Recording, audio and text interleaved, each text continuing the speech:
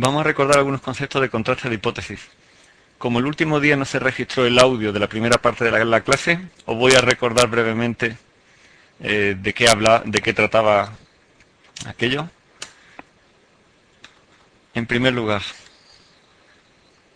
había que diferenciar entre hipótesis nula y alternativa. La hipótesis nula traducía la idea de que no había diferencia entre los diferentes grupos que participasen en un estudio o un tratamiento. Y la hipótesis alternativa traduce la idea de que sí, que algunos grupos son diferentes. Después hablábamos de nivel de significación. Nivel de significación era típicamente un número pequeño, fijado desde el principio del estudio. Se puede interpretar de muchas maneras, pero una de ellas es, por ejemplo, como la probabilidad de rechazar una hipótesis nula cuando la hipótesis nula es cierta. Es decir, una probabilidad de cometer un error de cierto tipo. Veremos más adelante que hay dos tipos de error. Uno se llamará error de tipo 1 y el nivel de significación es esa, la probabilidad del error de tipo 1. Típicamente es un número que lo queremos que sea pequeño. Más tarde hablamos de significación, y significación, recordad que lo podíamos traducir como una medida de la discrepancia entre nuestros datos y la hipótesis nula. De manera que cuando la significación se hacía un número muy cercano a cero, lo interpretábamos como que los resultados obtenidos en nuestra muestra son muy discrepantes de esa mencionada hipótesis nula y por tanto acabaremos rechazando la hipótesis nula. Por supuesto, si el número no es muy cercano a cero, no es pequeño, es decir, eso se traduce como que la significación no es menor que el nivel de significación elegido de antemano. En ese caso, nuestros datos no son contrarios a la hipótesis nula y la hipótesis nula no se rechaza o lo que es lo mismo, la prueba no se declara no significativa. La manera de realizar una hipótesis normalmente consistía en plantearse una hipótesis sobre la población, por ejemplo, en este caso sobre la media de la edad de un grupo de individuos, darse cuenta de que uno no puede estudiarlo a todo, por tanto se elige una muestra extraída al azar, sobre esa muestra se calcula algo que se parezca, algún estadístico que se parezca que tenga algo que ver con el parámetro que estamos estudiando, y si la medida que se obtiene con nuestro estadístico discrepa de lo que es la hipótesis nula, pues se rechaza la hipótesis nula. Las hipótesis se podían enunciar de muchas maneras, hay muchos tipos de contrastes de hipótesis que se pueden resolver con estadísticas, pero en general todas acaban traduciéndose al lenguaje estadístico en forma de parámetros. Puede ser que las medias de varios grupos coinciden o que las proporciones de individuos que piensan tal en tal grupo es igual o distinto a la proporción de individuos que hay en otro grupo. El razonamiento básico que se sigue al realizar un contraste de hipótesis es parecido a la técnica de reducción al absurdo que se utiliza en matemáticas. Consiste en suponer que la hipótesis nula es cierta y eso nos llevará a predecir con un nivel de confianza alto que al elegir una muestra obtendremos un valor del estadístico del contraste que se utilice en ese caso, en lo que podríamos denominar una región coherente con la hipótesis nula. Un valor cercano a lo que, por ejemplo, en este caso, si nuestra media es 40, pues un valor cercano a 40. Implícitamente estamos entonces definiendo también una región crítica, es decir, una zona que contiene los resultados experimentales que serían contrarios a la misma. Rechazaremos la hipótesis nula cuando los resultados del experimento salgan entonces dentro de la región crítica, la región que hemos dicho antes que consideramos que tiene los resultados experimentales contrarios a H0. Pues bien, a ver. Entonces, si sacamos una muestra, la información que tenemos de la muestra está resumida en el estadístico del contraste, pues podría ser en este caso la media. Y la media no la consideramos un valor coherente con H0, tendríamos un resultado del experimento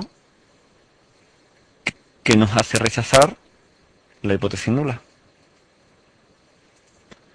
Bueno, se rechaza que H0 sea cierta cuando los valores del estadístico de contraste están en esa zona que desde el principio se había determinado no es coherente con H0 en caso de que H0 fuese cierta. Otro posible resultado del contraste es que los datos experimentales no sean contrarios a la hipótesis nula. Esto se puede enunciar de varias maneras, pero el término que se suele usar en estudios estadísticos es el de que consideramos que el resultado es estadísticamente no significativo.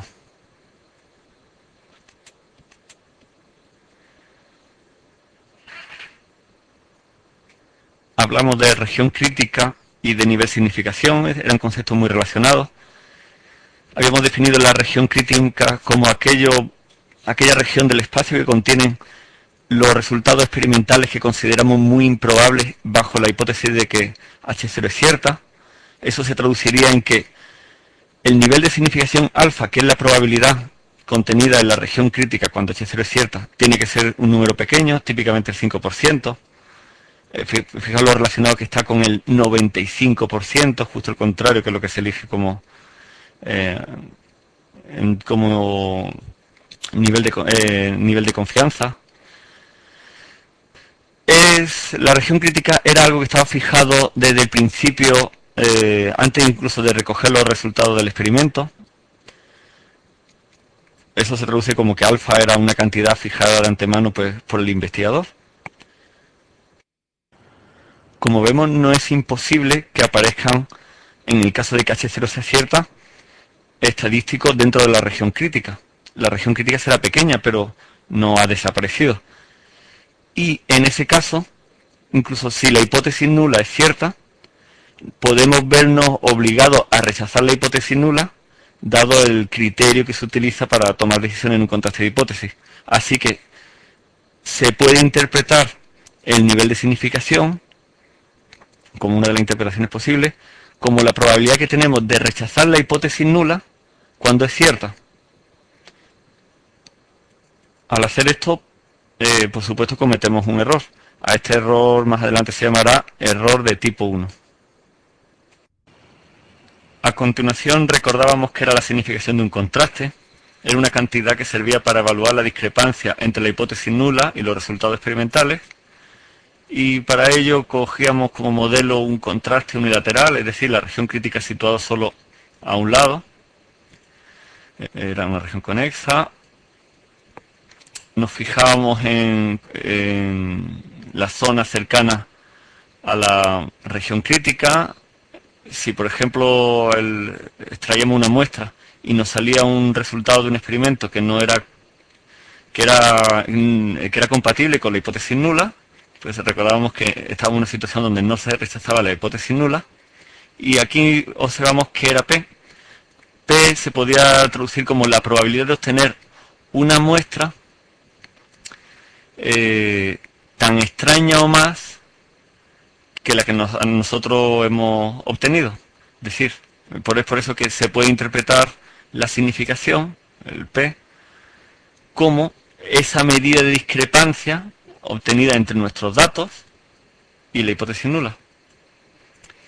Típicamente, en una situación como esta donde no se rechaza la hipótesis nula, lo que ocurre, y se puede traducir así, es que la significación P es mayor que el nivel de significación elegido de antemano.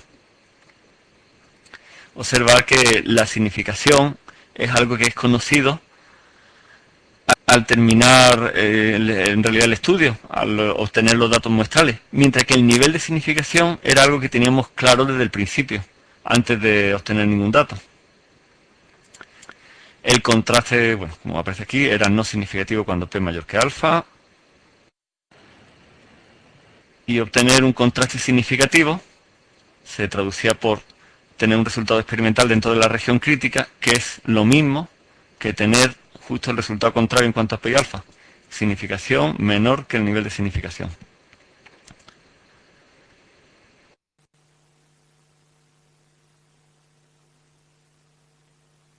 Significativo, ¿no? Pues bien.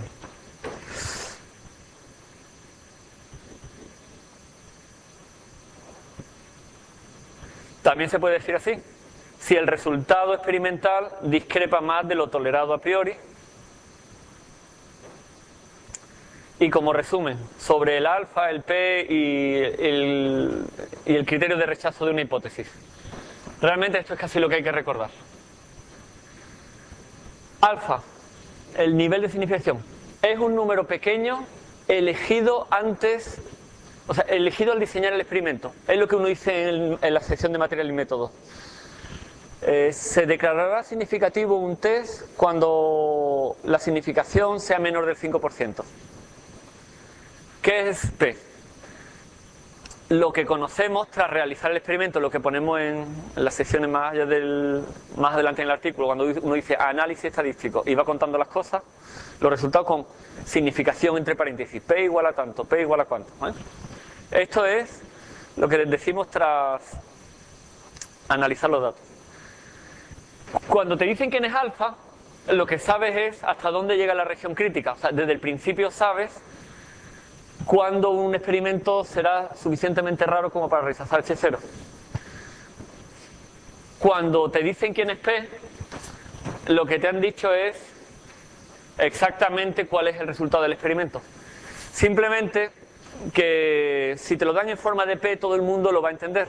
Porque para un contraste ANOVA, el estadístico del contraste, lo que se calcula, tendrá una fórmula, para un contraste de Student tendrá otra, para las chi cuadrado tendrá otra. Las fórmulas son siempre diferentes, pero el P se interpreta de la misma manera, estés con el contraste con el que estés trabajando. No importa qué contraste sea, el P siempre se interpreta de la misma manera. Por eso es típico que todo se ponga en términos de P. Aunque cuando hagamos los cálculos con el SPSS, veréis que el SPSS nos dirá el estadístico del contraste, que es ¿dónde está situada la flechita esta? Te lo dice más acá, más allá. Y alguien que sepa interpretarlo sabe lo que ha ocurrido. Pero incluso alguien que no sepa interpretarlo, con que maneje algo que siempre pone al lado, que es la significación, es suficiente. Y recordamos sobre el criterio de rechazo. El criterio de rechazo en un contraste como el que estamos hablando es el siguiente. Un contraste se declara significativo cuando el P es muy pequeño. Y muy pequeño es P menor que, por ejemplo, el 5% que habíamos dicho desde el principio que era nuestro criterio. En resumen, que nos podemos olvidar de casi todo lo que he contado hasta ahora. Os podéis acordar simplemente de esto. Cuando estemos haciendo calculillo o cuando estemos mirando un artículo. Aquí tenéis un extracto sacado de un artículo, dice, un nivel de significación de P menor que 0,05 fue elegido. ¿Veis? Desde el principio dice la regla del juego. Yo rechazaré cuando veas con este nivel de significación. Material y método. Seguimos leyendo y dice, con los 86 pacientes se formaron dos grupos. 26 pacientes ventilados, 60 pacientes no ventilados. Tenemos dos grupos con los que a uno se le aplica un tratamiento, a otro se le aplica otro. ¿Y qué es lo que creemos? Pues por defecto la hipótesis nula será que no pasa nada con ellos. Que el resultado que tendremos en el grupo 1 es igual al resultado que tenemos en el grupo 2. Sea con media, sea con porcentaje, sea con lo que sea, tendremos una hipótesis nula que se traduce como no pasa nada. Se traduzca eso como se traduzca. El lenguaje estadístico será dos medias son iguales, dos porcentajes son iguales. La hipótesis alternativa, típicamente para lo que uno está trabajando, quiere decir que sí que pasa algo. ¿Y por qué va a pasar algo? Porque voy a sacar una muestra y voy a ver que los resultados de mi muestra son contrarios a esto y favorables a esto. Los resultados de mi muestra se van a meter en la región crítica si supongo que H0 es cierta. ¿Vale? Bueno, esto es más o menos lo que uno va planteando, esto es lo que voy a hacer, para ello voy a usar el contraste de Mann-Whitney, cualquier cosita. Después uno se va al SPSS, al ordenador, y hace sus cuentas. Y salen resultados como estos. La U de Mann-Whitney, una barbaridad, 259.000 y pico. Y uno dice, ¿eso es mucho o eso es poco? Bueno, esto que estáis viendo ahí es cuál es el resultado del experimento. ¿Ha salido esto? ¿Ha salido esto? Pero claro, vosotros o los conocéis todas las distribuciones de memoria o no sabéis si estos valores son raros o no. Bueno, pues no importa. Esto si queréis para culturilla general. Lo que vosotros vais a mirar es esto de aquí. porque no vais a saber ni siquiera la distribución que tienen muchos de los estadísticos que aparecen. Pero veréis, significación asintótica 0,02. Aquí lo que estáis leyendo es, aunque no sepas cuál es la distribución de la que estamos hablando, si sabes cuál es la hipótesis nula siempre es no hay diferencia entre los grupos que estás trabajando, el P, la significación es 0,021. ¿Y esto es un número pequeño o es grande? Pues siempre es, eso es. ¿Es pequeño por qué? ¿Porque empieza por 0, algo? No. Es pequeño porque comparado con lo que habíamos descrito al principio, esta es la regla que yo voy a utilizar para razonar. ¿Te parece bien o no? Si te parece bien, para mí el criterio está claro. Si este es el resultado que me sale con el ordenador, diría, en conclusión, para un nivel de significación del 5%, estoy obligado a rechazar la hipótesis nula, porque la regla de decisión de contraste de hipótesis me dice que lo haga. ¿Bien? ¿De acuerdo? ¿Ves que es simple? Al final, ¿qué vamos a hacer ahora cuando empecemos con problemas ya más prácticos? Esto es un recordatorio de conceptos de la carrera. Lo que vamos a hacer en problemas prácticos reales es irnos al orden, para cada tipo de problema, identificar con qué tipo de contraste lo resolvemos,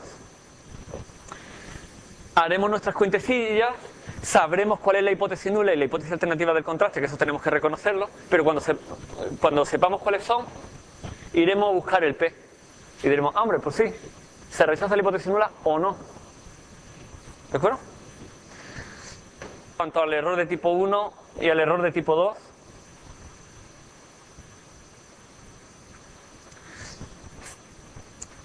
bueno, que puede ocurrir la siguiente cosa. Una hipótesis nula puede ser cierta o falsa. Puede ser cierta o falsa. Y yo puedo no rechazarla o sí rechazarla, ¿vale? Cierta, falsa, no rechazarla y sí rechazarla. En ciertas combinaciones yo acierto y en ciertas combinaciones fallo. Puedo fallar de dos maneras. Que una hipótesis nula sea cierta y la rechace, es un tipo de error, se llama error de tipo 1, y el error de tipo 2 tampoco tiene mucha imaginación. Es la otra manera de equivocarme. Bueno, normalmente no queremos tener ni error de tipo 1 ni error de tipo 2. La única manera de controlarlo a la vez es hacer muestras muy grandes.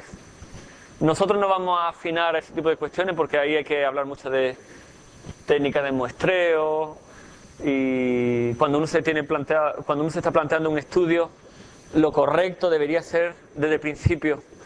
¿Cuál es el cálculo? Es decir, ¿cuál es el error de tipo 1 que yo estoy dispuesto a admitir? Pues probabilidad del error de tipo 1, 5%. ¿Cuál es la probabilidad del error de tipo 2 que yo estoy dispuesto a admitir? Tal cantidad. También 5% o 10%, lo que sea, ¿no? Y entonces, con esos datos, uno es capaz de hacer unos calculillos y decir, bueno, pues con 250 personas tengo suficiente. Y ahora uno coge una muestra de 250 personas. Pero esto no es como vamos a hacer, al menos lo estudio en principio. Y eso alargaría demasiado el curso y no tenemos muchas horas para dedicarlo a eso. Así que no vamos a olvidar del error de tipo 2, simplemente consideraremos siempre el error de tipo 1 fijado al 5%, que es el alfa. La probabilidad del error de tipo 1 es alfa y nada más. Bueno, esto en cuanto a contraste de hipótesis. Tenemos por aquí, bueno, en los apuntes tenéis más o menos todo esto contado. Esto tenéis que leerlo cuando tengáis la cabeza fresquita.